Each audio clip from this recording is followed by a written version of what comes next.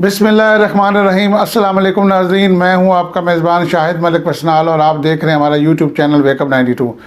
नाज़रीन, इससे कबल के हम आज के मौजू की तरफ चलें, मैं आपसे गुजारिश करूंगा कि अगर आपको हमारा ये चैनल पसंद है तो इसको लाइक करें, सब्सक्राइब करें और ज़्यादा से ज़्यादा दोस्तों के साथ हमारी वीडियोज़ को शेयर करें। नाज़रीन, कल हमने जिन मौज़ूआत पे बात की थी वो प्रोग्राम हमारा काफ़ी सराहा गया, लोगों ने बड़ा पसंद किया है। तो उसी हवाले से कुछ दोस्तों ने कुछ सवालात पूछे थे, तो मैंने सोचा कि उसके ऊपर भी मैं आपको बाखबर कर दूं। तो मुझ पे एक तो कुछ दोस्तों का ये एतराज़ था कि शायद मैं कोई प्रो पीटीआई हूँ और उस हवाले से अपना एनालिसिस करता हूँ, लेकिन मैं अल्लाह को हाज़िर नाज़िर जान के ये कहता हूँ कि मैं हमेशा हकीकत पसंदाना तज्ज़िया करता हूँ। वो अलग बात है कि इस वक्त हालात इमरान साहब के हक़ में हैं या ख़िलाफ़ हैं, वो एक अलग इशू है। लेकिन मेरी कोशिश होती है मैं किसी भी सियासी जमात के करीब तरीन जाकर उसका जो सियासी तज्ज़िया है वो करूँ, हकीकत के करीब तरीन जाके। तो आज हम बात करेंगे नाज़रीन, एक तो इमरान खान साहब की ज़ात के ऊपर और उनकी नाकामी और कामयाबियों के ऊपर कि उनकी नाकामियों में उनका कितना कसूर है, उनकी कामयाबी में उनका कितना कसूर है। और दूसरा हम बात करेंगे कि अगर तहरीक अदम इंतबात कामयाब होती है तो इमरान खान साहब जेल में जाएंगे या बैरून मुल्क जाएंगे। और तीसरी हम बात करेंगे कि पाकिस्तान में मार्शल लॉ लगने के कितने इम्कानात हैं, क्योंकि इस हवाले से भी किसी दोस्त ने सवाल पूछा था। तो सबसे पहले अगर हम इमरान खान साहब की ज़ात पे बात करें तो मैं पहले भी उनको बहुत काफ़ी मरतबा तनकीद का निशाना बना चुका हूँ। इमरान खान साहब एक ख़ुद पसंद शख्स हैं जो कि ख़ुद पसंदी का शिकार हैं और उनके अंदर एक गरूर का पहलू भी नुमाया उनकी शख्सियत पे शुरू से, जब से वो क्रिकेट में हीरो बने वर्ल्ड कप जीतने के बाद, उससे कबल भी और आज तक वो उनकी शख्सियत पे नुमाया नज़र आता है। उनके अंदर एक गरूर और तकब्बर पाया जाता है, जिसकी वजह से अक्सर व बेशतर वो उनको नाकामी का सामना करना पड़ता है। दूसरा, इमरान खान साहब के अंदर जो एक मैंने खामी नोट किया है कि वो कानों के कच्चे हैं और मशावरत को पसंद नहीं करते, बल्कि ख़ुद से अकेले फ़ैसले करते हैं। और अगर कोई उनके कान में किसी अरकान असम्बली की किसी मिनिस्टर की शिकायत लगाए तो फ़ौरी उसको कबूल भी कर लेते हैं। और अहम अहदों पे जो तैनातियाँ हैं, जो तकर्री हैं, उसमें वो यानी मशावरत के बगैर करते हैं और बाज़ औक़ात बल्कि ज़्यादातर जो उनकी तकर्री हैं वो अभी तक गलत साबित हुई हैं और बहुत से लोग उन्होंने गलत अहदों पर बिठाए जिनको बाद में उनको हटाना पड़ा। और जिन्होंने हुकूमत में 3.5 साल का दौरे हुकूमत में हुकूमत का वक्त और पैसा, आवाम का वक्त और पैसा ज़ाया किया, तो ये एक उनकी बहुत बड़ी नाकामी है। जिसकी मिसाल अगर उनके प्रिंसिपल सेक्रेटरी को ले लिया जाए जो कि 3.5 साल से उनके साथ थे, आज़म खान साहब, तो वो भी उनकी गलत तकर्री थी। एक इंतहाई अहम सीट होती है principal secretary to prime minister, जो प्राइम मिनिस्टर को तमाम कानूनी और दीगर हुकूमती मामला से आगाह रखता है, अपडेट रखता है और अहम मशवरे देता है। लेकिन वहाँ पर भी इमरान खान साहब को आज़म खान साहब ने अपनी मर्ज़ी से चला के आज गड़े के किनारे पर ला खड़ा किया है। इसके अलावा दीगर पंजाब में जो वज़ीर आला उस्मान बुज़दार साहब का जो सिलेक्शन थी, ये भी इमरान खान साहब का एक गलत फैसला था। अगर उस्मान बुज़दार साहब की जगह किसी अच्छे शख्स को सीएम पंजाब बनाते तो शायद आज हालात टोटल डिफरेंट होते और आज पंजाब से लोग नून लीग की जो लॉन्ग मार्च उसमें ना निकलते। तो मैं समझता हूँ इमरान खान साहब को इन खामियों पर काबू पाना पड़ेगा। गो इमरान खान साहब के अंदर खूबियाँ भी बहुत सी हैं, वो ईमानदार शख्स हैं, वो इस्लाम पसंद शख्स हैं, वो इंसाफ पसंद शख्स हैं और वो पहले गुनाहों की ज़िंदगी गुजार चुके हैं। लेकिन जब से उन्होंने अल्लाह सच्चे दिल से तौबा की है और अल्लाह की तरफ राग़िब हुए हैं तो यकीनन ऐसा शख्स अल्लाह को पसंद होता है। और उन्होंने अपनी सियासत की जो बुनियाद 96 में रखी तहरीक इंसाफ की, तो उन्होंने जो अपना उस वक्त भी सियासी स्लोगन रखा था वो इय्याका नअबुदु व इय्याका नस्तईन रखा था। तो वो एक यानी कि अल्लाह हम तेरी इबादत करते हैं, तेरे तुझी से मदद मांगते हैं। तो और वो अक्सर वो कहते हैं कि मैं अल्लाह के सिवा किसी के आगे नहीं झुकता। तो ये एक अच्छी बात है कि अल्लाह के सिवा किसी के आगे नहीं झुकना चाहिए और अमेरिका की ग़ुलामी से और दीगर ममालिक की मगरबी मुल्कों की ग़ुलामी से हमें निकलना चाहिए। लेकिन एक जो अच्छा इंसान होता है, एक जो अक्लमंद इंसान होता है, बाशऊर इंसान होता है, वो हालात की नज़ाकत के मुताबिक अगर उसको कहीं झुकना पड़े तो उसमें कोई कबाज़ नहीं होती। वो कोई शिरक वाला झुकना नहीं है कि आप किसी को अल्लाह समझ के झुक रहे हैं। हालात के मुताबिक जब आंधी तूफ़ान आता है तो जो दरख्त झुक जाते हैं वो बच जाते हैं, और जो सफ़ेदे का एक दरख्त ऐसा है जो लंबा होता है और झुकता नहीं है, वो अक्सर आंधियों में आपने देखा हो तूफ़ानों में गिर जाते हैं, टूट जाते हैं।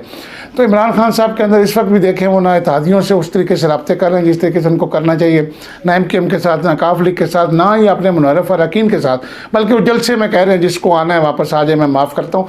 तो ये कोई पॉलिटिकल जो है ना रवैया नहीं है, सियासी रवैया नहीं। इमरान खान साहब को अपने रवैयों पे, सियासी रवैयों पे गौर करना होगा, वरना वो जिस तरीके से जितने तेज़ से इस मुल्क में पॉपुलर लीडर बन के उभरे इसी तरीके से वो ज़वाल पजीर भी हो जाएंगे। माजी में हमारे सामने बेशुमार मिसालें। तो इमरान खान साहब को खुद पसंदी के उससे निकलना होगा और आवाम को और अवामी जो नुमाइंदे हैं, उनके जो तंजीमी अहदेदारान हैं, उनकी बात को सुनना होगा और फिर बाहमी मशावरत से फ़ैसले करने होंगे। आज वो जिस नाजुक मोड़ पे खड़े हैं वहाँ से कुछ भी हो सकता है, वो नाकाम भी हो सकते हैं, कामयाब भी हो सकते हैं। लेकिन एक सवाल मुझसे किया गया कि आप ये बताएं कि अगर इमरान खान साहब नाकाम होते हैं और उनको प्राइम मिनिस्टर के ओहदे से उतरना पड़ता है और इस दौरान अपोजिशन PTM की गवर्नमेंट बनती है और वो उनके खिलाफ इंतकामी कार्रवाइयाँ या अपना जो पिछले बदले लेना चाहे, तो इमरान खान साहब क्या कोई NRO करके बाहर जाएंगे या जेल में जाएंगे? तो मेरी ज़ाती राय में इमरान खान साहब जैसे कि अवाम को कहते हैं कि आपने घबराना नहीं है, तो मैंने देखा कि इमरान खान इस मौजूदा सूरत हाल में बिल्कुल भी घबराए हुए नहीं हैं।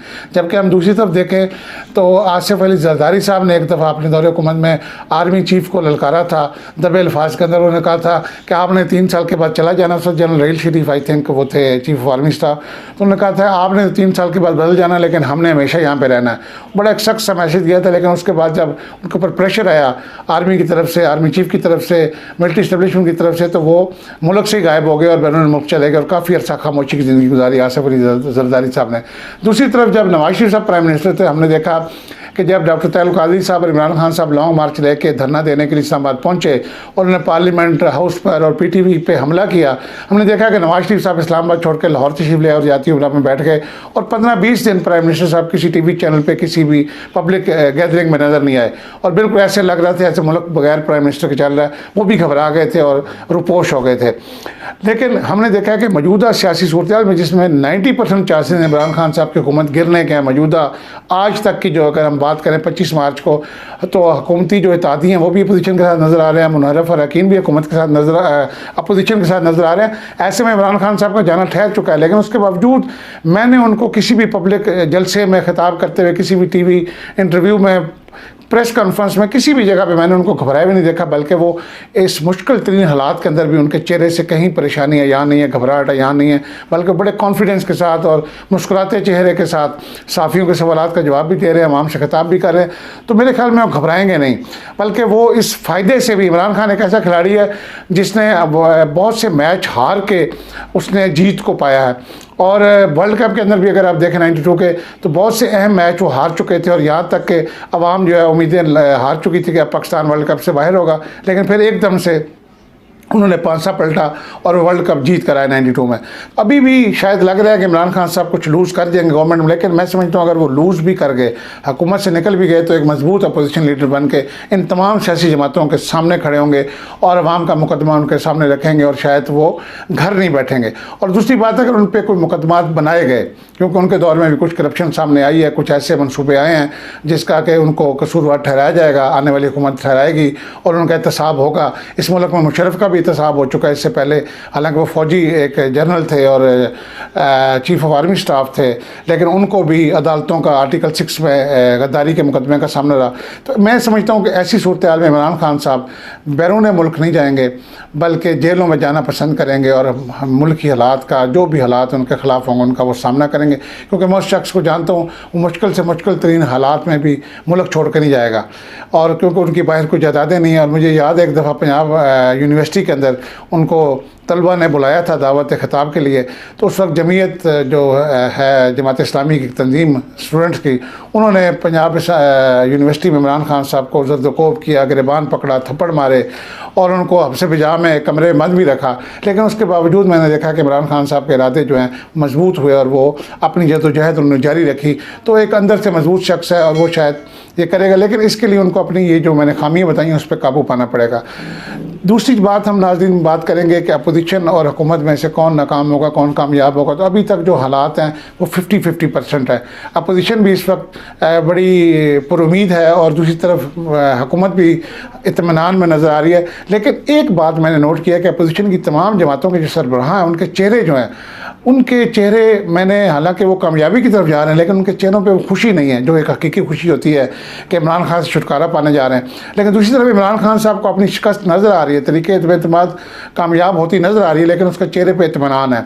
तो ये भी एक सवालिया निशान है कि कौन सा ऐसा इशारा उनको, किस तरफ से ऐसा इशारा जहाँ पे इमरान खान समझते हैं कि मैं अभी रहूँगा और मैं अभी प्राइम मिनिस्टर रहूँगा और अपोजिशन को शिकस्त होगी।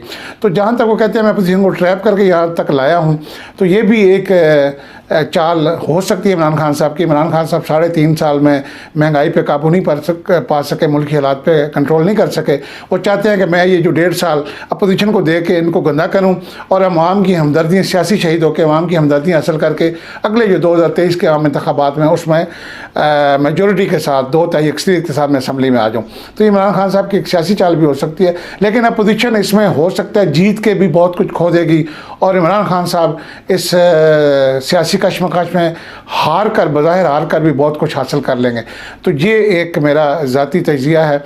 और तीसरी बात एक दोस्त ने पूछी थी व्हाट्सएप मैसेज पे कि क्या मुल्क में मार्शल लॉ, क्योंकि कल के प्रोग्राम में मैंने कहा था कि इमरान खान साहब अपोजिशन को सरप्राइज़ देने जा रहे हैं, जबकि अपोजिशन जो है वो इमरान खान साहब को सरप्राइज़ देने जा रही है। तो ऐसे में कोई तीसरी को सरप्राइज़ ना दे दें दोनों को। उसमें दोस्त ने वजाहत मांगी थी, तो मैं यहाँ पे ये कहूँगा कि पाकिस्तान में जो माजी के अगर हम देखें तो पाकिस्तान में तकरीबन 4 मार्शल लॉ अब तक लग चुके हैं पाकिस्तान की 75 साल तारीख में, लेकिन पिछले 2 मार्शल लॉ तो मेरी पैदाइश से पहले हैं। लेकिन मैं अगर आखिरी 2 मार्शल लॉ का जिक्र करूं तो वो मैं उस वक्त मेरे होश के ये दिन है जब मैंने जनरल ज़ियाउल हक का मार्शल लॉ लगते देखा और उसके बाद जनरल मुशर्रफ साहब का मार्शल लॉ लगते देखा। तो मैंने देखा है कि जनरल ज़ियाउल हक साहब का मार्शल लॉ जो 1977 में लगा था। अच्छा, मैं चीज़ों को ना जो तजिए करता हूँ, मैं माजी की जो सियासी तारीख है उसको कैलकुलेट करके चलता हूँ। चौधरी निसार साहब का जो मैंने सबसे पहले खबर ब्रेक की, अल्हम्दुलिल्लाह आज तो हर टीवी चैनल से चौधरी निसार साहब नशर हो रहे हैं, लेकिन मैंने जो ये खबर ब्रेक की थी उसके ऊपर मैंने अपनी कैलकुलेशन की थी कि आखिर एक MPA जो आज़ाद हैसियत से असम्बली में आया, 3 साल तक उसने असम्बली का हलफ क्यों नहीं उठाया। फिर मैंने ये सवाल किया कि 3 साल के बाद ऐसी कौन सी सूरत हाल हुई कि उनको अचानक लाहौर आके हलफ उठाना पड़ा। तो ये सब चीज़ें जो मैंने कैलकुलेट की तो मुझे नज़र आया कि मौजूदा सूरत हाल के अंदर उनको कोई अहम किरदार दिया जा सकता है, और वो आज नज़र आ रहा है। और अभी तक 75% चांसेस हैं कि चौधरी निसार को CM पंजाब बनाया जाए और वो PTI का हिस्सा बन जाए। तो मैं चीज़ों को कैलकुलेट करता हूँ। मैंने जो अभी तक कैलकुलेशन की है उसमें मैंने जो यौम पाकिस्तान की परेड थी, जहाँ मैंने कल उसका आर्मी चीफ और प्राइम मिनिस्टर की बॉडी लैंग्वेज का जिक्र किया, वहीं मैंने देखा कि जब तकरीब का अख्ताम हो गया और प्राइम मिनिस्टर साहब रवाना हो गए, सदर पाकिस्तान रवाना हो गए, तो आर्मी चीफ रवानगी से पहले वहाँ के जो आम लोग थे, पब्लिक थी, सिविल लोग थे, उनके दरमियान घुल मिल गए और उनके साथ उनका हाल चाल पूछने लगे। लोगों ने तस्वीर भी बनाई। इस दौरान जो आर्मी चीफ के कमांडोज थे उन्होंने काफ़ी आर्मी चीफ के करीब घेरा डालने की कोशिश की, जिस पे आर्मी चीफ ने गुस्से में आकर उनको सबसे हाथ के इशारे से उनको पीछे हटाया और उनको डांटा और अवाम के करीब गए, अवाम में घुल मिल गए। तो ये एक जनरल कमर जावेद बाजवा साहब की एक जमहूरी अवाम से कुर्बत वो जो हासिल करना चाह रहे हैं, क्योंकि उन्हें पता है नवंबर तक वो आर्मी चीफ है, उसके बाद उनको जाना है। तो ये मुझे इससे कुछ हालात ऐसे लग रहे हैं कि मैंने कैलकुलेट कर रहा हूँ कि जनरल मुशर्रफ साहब ने भी मार्शल लॉ लगाने से पहले नवाज शरीफ साहब के दौरे हुकूमत था, नवाज शरीफ साहब प्राइम मिनिस्टर थे, तो वो किसी ऑपरेशनल एरिया में विजिट पे गए एज ए आर्मी चीफ। तो उन्होंने वहाँ पे किसी आर्मी एरिया के अंदर करीब कोई गरीब का कोई था, कानून आबादी थी गरीबों की, झुग्गियाँ वगैरह को खाना बदोश वगैरह, वहाँ पे गए तो एक माई जो बुढ़िया जो रोटी पका रही थी चूल्हे के ऊपर, तो मुशर्रफ साहब ने उसके पास से बैठ के उसकी रोटी का एक नवाला तोड़ के तो खाया था।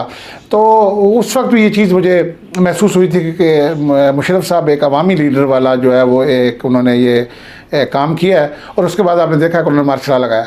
अभी भी जो कमर जावेद बाजवा साहब का ये एक अवाम के करीब होना और अपनी बॉडी गार्ड्स को और कमांडोज को पीछे धकेलना, ये भी इस तरफ इशारा जाता है कि हो सकता है उनका कुछ ऐसे अज़ाइम हों या फ़ौज इस नतीजे पर पहुँची हुई, क्योंकि फ़ौज मिलिट्री इस्टेब्लिशमेंट इस वक्त ऐसी फंस चुकी है कि पीछे भी गड़ा है और आगे भी खाई है। यानी वो इस तरह फंस गई कि नवाज शरीफ साहब ने भी उनको बड़ी सख्त गुजरांवाला के जलसे में धमकियाँ दी थी, जनरल बाजवा साहब का नाम लेके कि आपको हिसाब देना पड़ेगा, जनरल फैज़ हमीद साहब का नाम लेके कि आपको जवाब देना पड़ेगा। और उन्होंने ओपनली ये पब्लिक एक गैदरिंग जलसे में गुजरांवाला में कही थी, वीडियो लिंक के जरिए लंदन से खिताब करते हुए। तो उनको एक वो थ्रेट थी। इस तरीके से PTI के अंदर से भी उनको ये एक थ्रेट मिली है जो इमरान खान साहब ने पिछले 1-2 जलसों में कि मैं आपके लिए ज़्यादा ख़तरनाक हो जाऊँगा, पहले मेरे हाथ बंधे हुए थे। और फिर उन्होंने आर्मी चीफ़ का एक जिक्र भी किया कि मुझे आर्मी चीफ़ कहते हैं हैं जनरल इसको मौलाना फजल रहमान साहब को आप डीजल ना कहें, तो वो ये तासुर देना चाह रहे हैं कि अगर तुम उधर से डर के उनकी तरफ झुकाव कर रहे हो तो मैं भी आपको नहीं छोड़ूंगा। तो ये इस वक्त मिलिट्री इस्टेब्लिशमेंट दोनों तरफ से ब्लैकमेल हो रही है। तो मुझे लगता है ऐसे में कोई तीसरा रास्ता ना निकला है। और अगर हम तारीखों पे गौर करें, जो मैंने पिछले 2 मार्शल का जिक्र किया, तो वो तारीखें भी कुछ इस तरह की हैं कि पहला मार्शल जो मैंने जब होश संभाला था 1977 में लगा और जनरल ज़ियाउल हक साहब ने लगाया, तो इसके जो आखिरी डबल डिजिट हैं 7 के हैं, यानी 777 आता है एंड पे 1977, और महीना भी गालिबन मार्च अक्टूबर का महीना था जो मार्शल लगाया गया। इस तरीके से जब हम जनरल मुशर्रफ के मार्शल पे गौर करते हैं तकरीबन 22 साल के बाद, यानी 77 के बाद 88 और देन 20 आफ्टर 20 ईयर्स, 77 से 87, 87 से 97 और फिर 99, 22 साल के बाद उन्होंने मार्शल लॉ लगाया जनरल मुशर्रफ साहब ने। तो उसमें भी जो लास्ट डिजिट थे वो डबल डिजिट था 9 का, 99। तो ये अब अगर इन चीज़ों को मैं कैलकुलेट करके चलूँ और महीनों को कैलकुलेट करके चलूँ, तो अब ये 2000 के बाद, ये मुशर्रफ के मार्शल लॉ के बाद ये पहला मौका आ रहा है कि जिसमें 2022 ये डबल डिजिट का साल है, जिसमें आखिर में 22 आता है। तो मुझे लग रहा है कि मार्च का महीना और या फिर अक्टूबर का महीना अगर इस वक्त बच भी जाते हैं इमरान खान साहब मौजूदा तरीक़े एतमाद से और कोई आइनी और कानूनी सुप्रीम कोर्ट के ज़रिए या किसी सदारती रेफरेंस के ज़रिए वो फ़िलहाल बच जाते हैं, तो अक्टूबर में, वरना मार्च के अंदर ये जो आखिरी 6 दिन है, आज 25 मार्च है नाज़रीन, 26, 27, 28, 29, 30, 31, ये आखिरी जो 6 दिन हैं इंतहाई अहम है। और इन 6 दिनों में कोई भी छिक्का लग सकता है किसी तरफ से भी, पीडीएम की तरफ से, गवर्नमेंट की तरफ से या मिलिट्री इस्टेब्लिशमेंट की तरफ से, और वो छक्का एक मार्शल लॉ की शक्ल में भी सामने आ सकता है या एक सदारती निज़ाम की शक्ल में सामने आ सकता है, जिस पर पिछले दिनों काफ़ी बहस हुई थी कि सदारती निज़ाम लाया जा रहा है इस मुल्क में।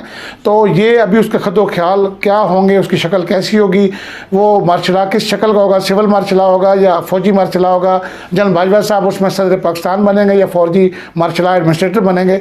लेकिन ये जो हालात वाक़यात, और मैंने जो माजी की तारीख बताई है 1977, 1999 और 2022 और अक्टूबर और मार्च, तो इसके मुताबिक मुझे तो ये भी आसार नज़र आ रहे हैं, लेकिन मैं अभी कंफर्म इस पे नहीं आपको कुछ कह सकता।